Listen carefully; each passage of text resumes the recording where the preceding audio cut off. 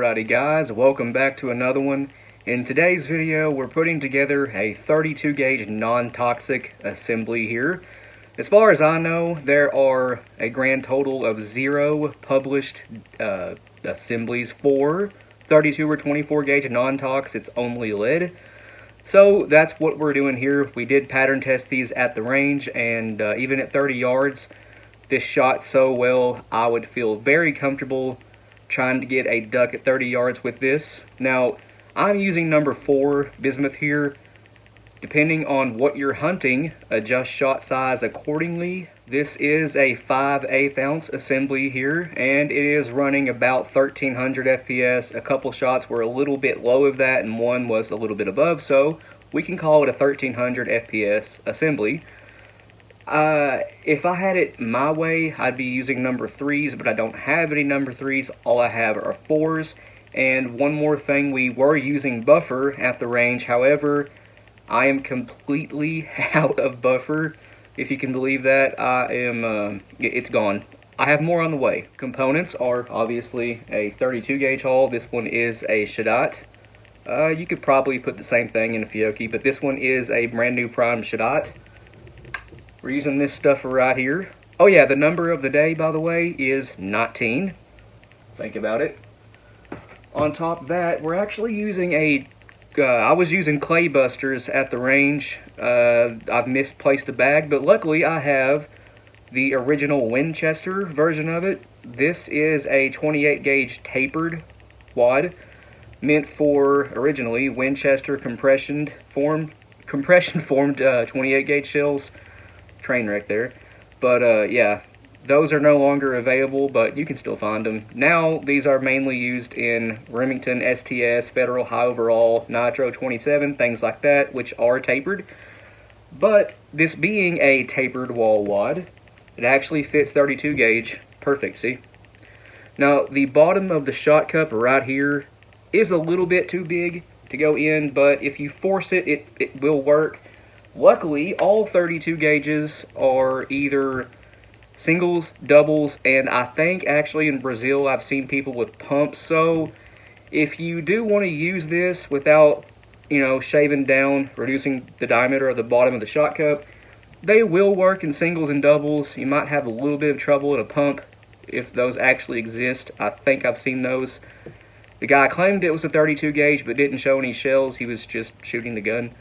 But anyway, all we're using off this is the gas seal, the very bottom of the wad, because this measures about 530.530, and the internal diameter of this hull is about 530. So it is a perfect fit. 32 gauge bore diameter is 0.526. Now, after that, the gas seal, we have a 1/8 inch 32 gauge nitro card. At the range, I was using a ripped up piece of a 10 gauge nitro card and just kind of stuffed in there with a wad tamper to make it conform to the shell, and it measured about 1/8 inch. However, now, thanks to Martin, I forgot I had these, this is an actual 32 gauge 1/8 inch fiber cushion wad. If you don't have fiber cushion, felt or cork will work just fine. I am using fiber cushion. Nitro cards, I wouldn't use those. I do want some kind of cushion in this assembly. You may be wondering, what'd you do for a wad? Well, I took a once fired 32 gauge hull, trimmed off about, 3/8 of the overall length of the shell, and then I was left with just a tube. I cut the tube in half into 2 pieces vertically, and then I trimmed out 1/16 inch section of it and put that inside the hull over the fiber cushion wad, and that formed a wad. More like a sabot, but let's call it a wad just because, why not? It seemed to really make good patterns. Grandfather clock.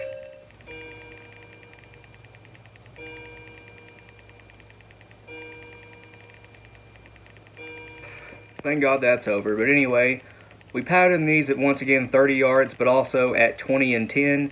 The 10-yard shot was, well, if, say you're hunting squirrels, they're about 10-15 yards up in a tree. Yeah, this would work great for those, although I would drop down to a 6 or 7 size pellet for squirrels, but also rabbits, other kinds of small game, say you're dove or quail hunting. it worked just fine for that too. We have plenty of speed, and the pattern density was once again really good, even at 30 yards. At 20 yards, it was a roughly 21 by 21 inch pattern. The density was very, very good at 20 yards, and obviously at 10, unbelievable density. And at 30, it was still well good enough to get a duck. I do want to mention though, if you ditch the Sabo wad idea there, you can get 3/4 ounces in here no problem. And if you're doing that, going to a 3/4 ounce assembly, I'd up the shot size too to a number 3. So for those of you that have a 32 gauge, this one's for you. Let's get into it. By the way, this one is roll crimped. I already have this stuff back here, in here. Once again, the number of the day was 19, for those of you interested in that. So, let's get our knife back here. We have our Clay Buster 28 gauge tapered wad.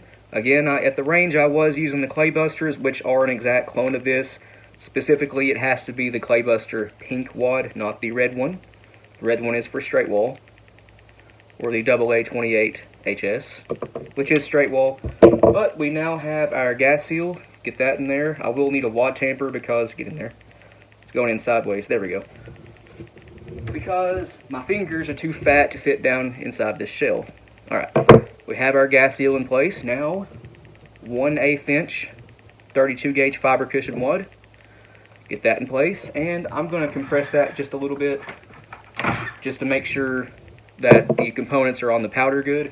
Now as for the hull, with some scissors here, this is the once fired 32 gauge hull. What I'm going to do is just trim off about half of it. I'm sure that's a little bit too much. Made a mistake there. I got to trim off the crimp first. So let's ditch that crimp. There we go. Now trim off about, I don't know, let's call it 2 inches. A little bit more than half now because obviously the hull is shorter. And then we'll trim that to the exact measurements and sizes we need once we figure out how tall this is inside the shell.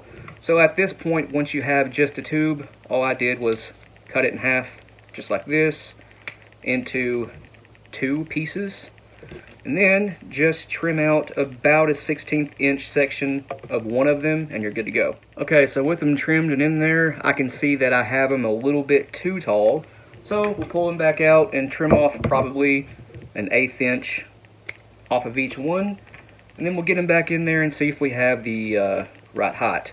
Obviously, once you make one set of these, then you know what to cut the rest of them to if you're wanting to put together a bunch of these, which if you're hunting with them, obviously you are. And that looks like we have it right there. Enough room to roll this. Okay, so measuring one of our wad pedals, or Sabo pedals, it is 1.15 inches, so slightly over 1 1/8 inches. There it is. After I put them in here, I just grab another smaller wad nudger or a Sharpie, whatever you have, and get those properly oriented. That way we can put our shot in. So 0.621, right at 5/8 of an ounce. And if we look closely, and yes, I know the wad pedals are red, they're kind of hard to see, but all of the shot is contained within the wad. Stack height is just a little bit too tall to fold crimp, so this one is getting a roll, like I said. But I did have buffer in the one at the range. Don't have any buffer now. So anyway, let's roll this up. For an overshot card, I'm actually just using a 1/2 inch red bingo chip. I have these in blue, red, green, yellow, but the red looks cool because the hull is red. To seal this up, I'll be using the GOP BN2 32 gauge crimp finisher, which also does roll crimp. But I'll get back with you. I'll do this off camera. Alrighty, and here's the end result. We do have a perfect roll on it. Really, really nice crimp. I'll turn this camera around so you guys can better appreciate it. The red on red looks really cool. And this is the end result right here. The GOP BN2 does a perfect job every single time. I highly recommend those things. Really even crimp, nothing wrong with it at all. And once again, the red on red looks really, really nice. By the way, these 1/2 inch bingo chips, they are from eBay. They actually measure closer to 5'4" for some reason. So I have to get a file here and just shave them down a little bit to make them fit. Now, if you're putting those in 28 gauge, they are the exact right size for 28 gauge, so no shaving down required, but for 32, they are just a hair too big. Some of you may be asking, what's the point of this? Why do it? If you're going to use a small bore, why not just grab a 28? Well, because this is a lot more interesting to me anyway, and the people that have 32 gauge and 24, they want to hunt with them. They want to take them out waterfowl hunting. Now, in most states, you can still use lead for small game like doves, quail, squirrel, rabbit, so no need to use bismuth. But there are places that don't let you use lead, period, anymore. And for those people, something like this is the solution. So, 5/8 ounce of number 4 bismuth, you can use whatever size you want, and buffer, I would definitely use it. Moving about 1300 FPS, that is good enough to get just about anything you can do with the 28 gauge anyway. But, this being 32, I think they pattern a little bit better, to be honest. My 32 is a fixed full choke, and I have a 28 gauge with a fixed full choke, and my 32 is out-patterning it by a lot. And like I was saying, this is just a lot more interesting than a 28 gauge to me. You see 28 gauges all the time, especially recently with a lot of the non-tox shells that are available on the market.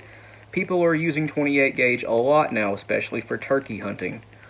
But you almost never see anyone out with a 32, and once you realize they have a 32, I call it a head turner. You're like, what is that? I've never heard of a 32 gauge. That's been my experience anyway. Most people have never heard of one. And yes, they are technically, both the 32 and 24, an obsolete gauge, but guys, old does not mean dead.